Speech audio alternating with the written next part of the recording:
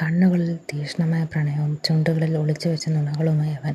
ഹൃദയത്തിൽ കടിച്ചമർത്ത ദേഷ്യവും അറിയാതെ പടരുന്ന സുരക്ഷിതത്വവുമായി അവൾ. സ്നേഹത്തിന്റെ തണൽ വിരിച്ച ആ വലിയ തറവാട്ടിൽ ഒളിച്ചുവെച്ച സത്യങ്ങൾ പുറത്തുവരുന്ന നിമിഷം അകലെയല്ല. വരും വരായികളെക്കുറിച്ച് ചിന്തിക്കാതെ വിധി നിശ്ചയിച്ച അധ്യായത്തിന്റെ പടിവാതിൽക്കൽ വന്ന് നിൽക്കുകയാണവൾ. Welcome to our story. ചെകുത്താന്റെ പ്രണയം എപ്പിസോഡ് 4. ഗേറ്റ് തുറന്നതും കാർ അകത്തേക്ക് കയറി. ചുറ്റും പച്ചപ്പാർന്ന പുൽത്തകിടുകളും നടുവിൽ മനോഹരമായ ജലധാരയും ഉണ്ടായിരുന്നു. പക്ഷേ ദേവികയുടെ ശ്രദ്ധ പിടിച്ചു പറ്റിയത് മറ്റൊന്നായിരുന്നു. മാളികയുടെ ചുറ്റും വിരിഞ്ഞു നിൽക്കുന്ന വെളുപ്പും മഞ്ഞയും കലർന്ന ഡേസിപ്പൂക്കൾ. കാർ നിർത്തിയ ഉടൻ ഋഷി പുറത്തേക്കിറങ്ങി. ദേവികയുടെ മനസ്സിപ്പോഴും ഭയം കൊണ്ട് നിറഞ്ഞിരുന്നു. അവളുടെ കൈകൾ ചെറുതായി വിറയ്ക്കുന്നുണ്ടായിരുന്നു. ഋഷി കാറിന്റെ വാതിൽ തുറന്ന് അവൾക്ക് നേരെ കൈ നീട്ടി. ഒരു നിമിഷം പോലും ആലോചിക്കാതെ ദേവിക തന്റെ കൈ അവന്റെ കൈകളിൽ വെച്ചു. അവളുടെ മനസ്സ് അവനെ വിശ്വസിക്കാൻ മടിച്ചെങ്കിലും അവളുടെ ഹൃദയം ഇതിനോടകം തന്നെ അവനെ വിശ്വസിച്ചു തുടങ്ങിയിരുന്നു. മുന്നിൽ ഉയർന്നു നിൽക്കുന്ന മാളികയ്ക്ക് ആഡംബരത്തേക്കാൾ പാരമ്പര്യത്തിന് ഗൗരവമായിരുന്നു. എന്നാൽ ആ വീട്ടിലേക്ക് കാൽ വെച്ച നിമിഷം ദേവികയുടെ മനസ്സിൽ ഒരു വിചിത്രമായ പരിചിതത്വം തോന്നി. എന്തുകൊണ്ടാണ് ഈ വീട് എനിക്ക് പരിചയമുള്ളതുപോലെ തോന്നുന്നത്? അവൾ മനസ്സിൽ ചോദിച്ചു. പക്ഷേ ഉടൻ തന്നെ ആ ചിന്ത അവൾ മാറ്റിവെച്ചു. വീടിന്റെ മുൻവശത്ത് ഋഷിയുടെ കുടുംബത്തിൽ എല്ലാവരും കാത്തു നിൽക്കുന്നുണ്ടായിരുന്നു. അവരുടെ നടുവിൽ ആരതിത്താലവുമായി വെള്ള മുടിയുള്ള ഒരു പ്രായമായ സ്ത്രീ നിന്നിരുന്നു. അത് ഋഷിയുടെ മുത്തശ്ശിയായിരുന്നു. പരിഭ്രമം കാരണം ദേവിക അറിയാതെ ഋഷിയുടെ കയ്യിൽ മുറുകെ പിടിച്ചു. അവളുടെ പേടി മനസ്സിലാക്കി ഋഷി ചെറുചിരിയോടെ പറഞ്ഞു, ഭയപ്പെടണ്ട, അവർ നിന്നെ പിടിച്ചു തിന്നാനൊന്നും പോകുന്നില്ല. അവർ അടുത്തെത്തിയപ്പോൾ ഋഷി കുനിഞ്ഞ് മുത്തശ്ശിയുടെ കാലിൽ തൊട്ട് വണങ്ങി. ദേവികയും അതുപോലെ തന്നെ ചെയ്തു. മുത്തശ്ശി അവളുടെ മുഖം കൈകളിലെടുത്ത് നെറ്റിയിൽ ചുംബിച്ചു. എപ്പോഴും സന്തോഷത്തോടെ ജീവിക്കുമോളെ, അവർ അനുഗ്രഹിച്ചു. പിന്നീട് ഋഷിയുടെ ചെവിയിൽ പിടിച്ചു തിരിച്ചു. എടാ കള്ള, എൻ്റെ മരുമകളെ വീട്ടിലേക്ക് കൊണ്ടുവരാൻ ഇത്രയും വൈകിച്ചതെന്തിനാ? അയ്യോ മുത്തശ്ശി, വേദനിക്കുന്നു, ഋഷി ചെറിയ കുട്ടിയെ പോലെ പറഞ്ഞു. അപ്പോൾ കൂട്ടത്തിൽ നിന്നൊരു സ്ത്രീ കളിയായി പറഞ്ഞു, ഇത്രയും വൈകിയത് കണ്ടാൽ ആദ്യം മധുവിധം ആഘോഷിച്ചിട്ടാണ് വന്നതെന്ന് തോന്നുന്നു. അത് കേട്ട് എല്ലാവരും പൊട്ടിച്ചിരിച്ചു. ദേവിയുടെ മുഖം നാണം കൊണ്ട് ചുവന്നു. അവൾ ഋഷിയെ നോക്കി. സാധാരണ കഠിനനായി തോന്നുന്ന അവൻ്റെ മുഖത്തും നാണത്തിൻ്റെ നിറം തെളിഞ്ഞിരുന്നു. ഞാനിതുവരെ ഒന്നും ചെയ്തിട്ടില്ല, ഋഷി സ്വയം ന്യായീകരിച്ചു. അതെ അതെ, ഞങ്ങൾ വിശ്വസിച്ചു. മറ്റുള്ളവർ വീണ്ടും കളിയാക്കി. ഒടുവിൽ മുത്തശ്ശി എല്ലാവരെയും ശാന്തരാക്കി. കുടുംബത്തോടൊപ്പം ചിരിച്ചും തമാശ പറഞ്ഞു നിൽക്കുന്ന ഋഷിയെ കണ്ടപ്പോൾ ദേവികയ്ക്ക് അത്ഭുതമായി. ഇതതേ മനുഷ്യൻ തന്നെയാണോ? ഒരു വശത്ത് കൊടുങ്കാറ്റ് പോലെ, മറ്റൊരു വശത്ത് ഇളം മഴയെപ്പോലെയും. എന്നാൽ അവൻ്റെ സാന്നിധ്യം അവൾക്കൊരു സുരക്ഷിതത്വം നൽകുന്നുണ്ടായിരുന്നു. വരൂ, ഇത് നല്ല മുഹൂർത്തമാണ്. മരുമകളെ നമുക്കകത്തേക്ക് സ്വീകരിക്കാം, മുത്തശ്ശി നിറഞ്ഞ പുഞ്ചിരിയോടെ പറഞ്ഞു. അവർ നിലവിളക്കിലെ തിരികൾ ഒന്നുകൂടി തെളിയിച്ച ശേഷം ദേവികയുടെ നെറ്റിയിൽ ചന്ദനവും കുങ്കുമവും തൊടുവിച്ചു. പിന്നീട് പ്രകാശിക്കുന്ന വലിയ നിലവിളക്ക് ദേവികയുടെ കൈകളിലേക്ക് ഏൽപ്പിച്ചു.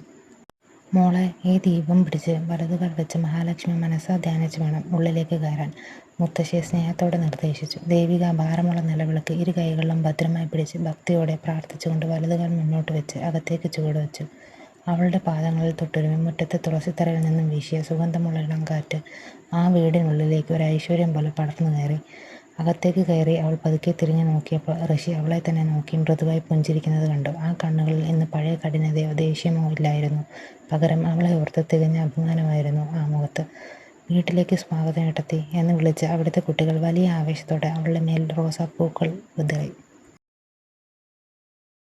എല്ലാവരും തനിക്ക് നൽകിയ ആ സ്നേഹപൂർവ്വമായ വരവേൽപ്പ് കണ്ടപ്പോൾ ദേവികയുടെ കണ്ണുകൾ സന്തോഷം കൊണ്ട് നിറഞ്ഞു തുളുമ്പി. താൻ ഒറ്റയ്ക്കല്ലെന്നും സ്നേഹിക്കാൻ ഒരുപാട് പേർ കൂടെയുണ്ടെന്നുമുള്ള ആ തിരിച്ചറിവിൽ അവളുടെ മനസ്സ് നിറഞ്ഞു. മുത്തശ്ശിയും ധൃതിയും ചേർന്ന് അവളെ വലിയ ഹാളിലെ സോഫയിലേക്ക് സ്നേഹത്തോടെ കൂട്ടിക്കൊണ്ടുപോയി ഇരുത്തി. അവിടെ ധൃതി, ദക്ഷിത്, കുഞ്ഞൻ, രാഘവ് എന്നിവർ അവളെ പരിചയപ്പെട്ടു. ലില്ലിയും റോക്കിയും എന്ന 2 വളർത്തു നായ്ക്കളും അവളെ ചുറ്റിപ്പറ്റി നിന്നു.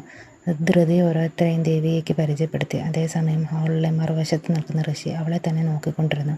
അവൻ്റെ ആഴമുള്ള കണ്ണുകളിൽ എന്തോ പ്രത്യേകത വികാരം ഉണ്ടായിരുന്നു. അത് കണ്ടപ്പോൾ ദേവികയുടെ മുഖം വീണ്ടും ചുവന്നു. ദേവികയെ നോക്കിക്കൊണ്ടിരുന്ന ഋഷിയോട് അവൻ്റെ സഹോദരൻ ആര്യൻ പതുക്കെ ചോദിച്ചു, നീ അവളെ നിർബന്ധിച്ച് വിവാഹം കഴിച്ചതാണെന്ന് അവൾ എല്ലാവരോടും പറഞ്ഞാൽ? ഋഷി ആത്മവിശ്വാസത്തോടെ ചിരിച്ചു. അവൾ പറയില്ല. നിനക്കെങ്ങനെ ഉറപ്പാണ്? കാരണം അവൾ എൻ്റേതാണ്, എനിക്ക് അവളെ അറിയാം. അല്പനേരം കഴിഞ്ഞ് അവൻ പതുക്കെ കൂട്ടിച്ചേർത്തു, പക്ഷേ അവൾ എന്നെ മുഴുവൻ അറിഞ്ഞാൽ അവൾക്കെന്നെ പേടിയാകും. അതിനിടയിൽ മുത്തശ്ശി ലഡുവുമായി ദേവികയുടെ അടുത്തെത്തി. അപ്പോഴാണ് ഋഷി പെട്ടെന്ന് പറഞ്ഞത്, മുത്തശ്ശി, അവൾ ഇതുവരെ പല്ല് തേച്ചിട്ടില്ല. ഹാളിലുണ്ടായിരുന്ന എല്ലാവരും ഒരു നിമിഷം നിശബ്ദരായി. ദേവികയുടെ മുഖം നാണവും ദേഷ്യവും കൊണ്ട് കത്തി. അടുത്ത അവസരത്തിൽ അവനെ വലിച്ചു കീറി കളയുമെന്ന ദേഷ്യത്തോടെ അവൾ അവനെ നോക്കി. ഋഷി ഉടനെ അവളുടെ കൈ പിടിച്ചു. സോറി മുത്തശ്ശി, അവൾക്ക് ക്ഷീണമുണ്ട്, ആദ്യം വിശ്രമിക്കട്ടെ എന്ന് പറഞ്ഞ് അവളെ മുകളിലെ മുറിയിലേക്ക് കൂട്ടിക്കൊണ്ടുപോയി. മുറിയിലെത്തിയ ഉടൻ അവൻ അവളുടെ കൈ പിടിവിട്ട്, പോയി വസ്ത്രം മാറി ഫ്രഷാകുക, അതാണ് അലമാര, അവൻ അലസമായി പറഞ്ഞു. ദേഷ്യം സഹിക്കാൻ കഴിയാതെ ദേവിക അവനെ പുറകോട്ട് തള്ളി. അവൻ കട്ടിലേക്ക് വീണപ്പോൾ അവൾ ജ്വലിക്കുന്ന കണ്ണുകളോടെ അവന് നേരെ നിന്ന്. ആ വഷളത്തരം പറയേണ്ട എന്താവശ്യമാണ് ഉണ്ടായിരുന്നത്? അവൾ ദേഷ്യത്തോടെ ചോദിച്ചു. ഞാൻ അവരോടൊക്കെ സംസാരിക്കുകയായിരുന്നില്ലേ? ആരാണ് നിങ്ങളോട് പറഞ്ഞത് ഇടയിൽ കയറി ബഹളം വയ്ക്കാൻ? നിങ്ങൾക്കല്പം വിവരമില്ലായ്മ മാത്രമേ ഉള്ളൂ എന്നാണ് ഞാൻ കരുതിയത്. പക്ഷേ നിങ്ങൾ മര്യാദ കെട്ടവരുടെ അപ്പനാണല്ലോ.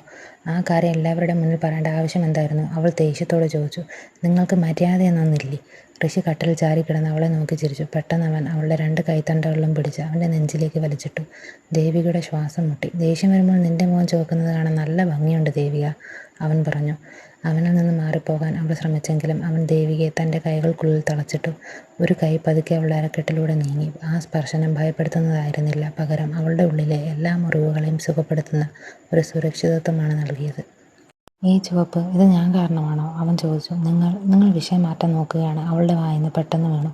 അവൻ കൂടുതൽ അടുത്തേക്ക് വന്ന് അവളുടെ അരക്കെട്ടിലെ സാരിത്തുമ്പ് പതുക്കെ മാറ്റി വിരലുകൾ ചലിപ്പിച്ചു. ആ മോഹിപ്പിക്കുന്ന സ്പർശനത്തിൽ അവളുടെ ശ്വാസം നിലച്ചുപോയി.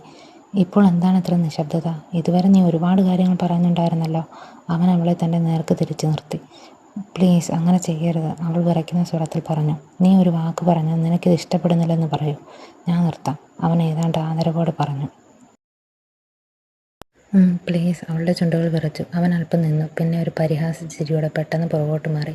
ശരി, ഇനിയിപ്പോയി പല്ല് തേക്ക് എന്ന് പറഞ്ഞു. ദേവികയ്ക്ക് വീണ്ടും ദേഷ്യം വന്നു. അവൾ തലയണ എടുത്ത് അവൻ്റെ നേരെ എറിഞ്ഞുകൊണ്ട് പറഞ്ഞു. വിവരമില്ലാത്ത മനുഷ്യൻ.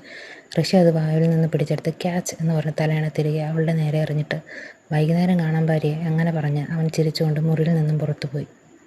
ഫ്രഷായി കഴിഞ്ഞ ശേഷം ദേവിക കണ്ണാടിക്ക് മുന്നിൽ നിന്നു. ഋഷി നൽകിയ ചുവന്ന വളകൾ അവൾ കൈകളിൽ ധരിച്ചിരുന്നു. അറിയാതെ അവൾ അവനെ സ്പർശിച്ച സ്ഥലത്ത് കൈവച്ചു.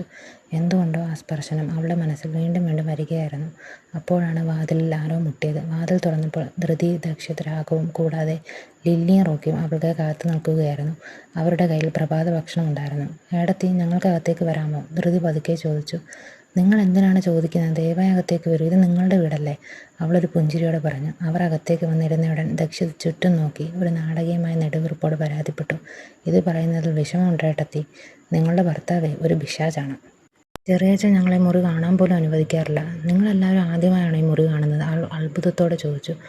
ഏടത്തി, അതും നിങ്ങളെ കാരണം കൊണ്ട് മാത്രം, ദക്ഷിത് മറുപടി നൽകി.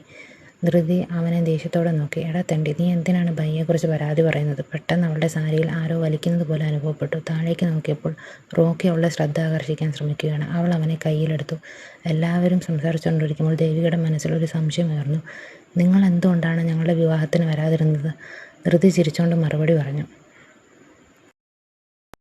ഋഷിഭയ്യ പറഞ്ഞു, ഏട്ടൻ്റെ കാമുകിയെ വീട്ടുകാർ നിർബന്ധിച്ച് മറ്റൊരാളുമായി വിവാഹം കഴിപ്പിക്കാൻ പോവുകയാണെന്ന്, അതുകൊണ്ട് അവളെ രക്ഷിക്കാൻ പോയതാണെന്നും. ദേവിക ഞെട്ടിപ്പോയി. കാമുകിയോ? അപ്പോൾ ഋഷി കുടുംബത്തോട് ഇതാണ് പറഞ്ഞത്. അവൾ കേട്ടത് വിശ്വസിക്കാൻ കഴിയാതെ സ്തബ്ധയായി നിന്നു. കാമുകിയോ? അവൻ കുടുംബത്തോട് പറഞ്ഞത് അവൻ തൻ്റെ കാമുകിയെ രക്ഷിക്കുകയാണെന്നാണോ? അതുകൊണ്ടാണോ കൃതികയെക്കുറിച്ച് ആരും ഒന്നും പറയാതിരുന്നത്? അവൻ എല്ലാവരോടും വലിയൊരു കള്ളം പറഞ്ഞു. അവൻ വലിയൊരു കള്ളനാണ്. അവളൊന്നും പറയാതിരുന്നു. അതേസമയം ദക്ഷിത് ചിരിച്ചുകൊണ്ട് പറഞ്ഞു, ഞാൻ കരുതിയത് ഭയ്യയ്ക്ക് ഹൃദയമില്ലെന്നാണ്, പക്ഷെ ആളൊരു വലിയ കാമുകനാണെന്ന് ഇപ്പോഴാണ് മനസ്സിലായത്. അപ്പോൾ കുഞ്ഞൻ രാഘവ് ആവേശത്തോടെ പറഞ്ഞു, ഞാനും ഋഷി ചെറിയച്ഛനെ പോലെ എൻ്റെ ഗേൾഫ്രണ്ടിനെയും കൂട്ടി ഓടിപ്പോകും.